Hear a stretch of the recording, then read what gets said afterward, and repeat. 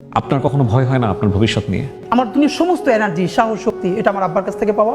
কিন্তু এতগুলো মানুষের জীবন চিরতরে অন্ধ, পঙ্গু, আমার সামনে বসে একজনের চোখ উপড়ে যাচ্ছে, যে চোখ এরকম চেপে ধরছেন।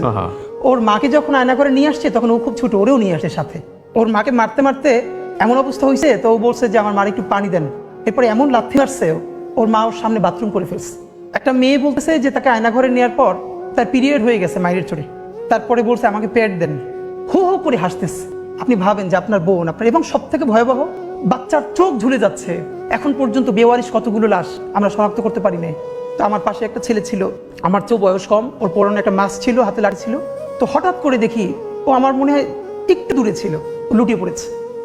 ওর পুরো মুখে মাস্কটা, হাতটা দুভাবে এবার ছড়ানো, রাস্তার মাঝখানে গল গল করে রক্ত ড্রেনের দিকে চলে যাচ্ছে।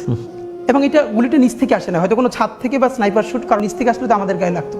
তো তখন আমার মনে আছে যে আমি আসলে কি করব। মানুষ আছে না কিছুক্ষণের জন্য কোনো সিদ্ধান্ত নিতে পারে না যে আমি ওর কাছে যাব নাকি আমি পিছনে ফিরবো। আমি একদম স্থির হয়ে দাঁড়াইছিলাম।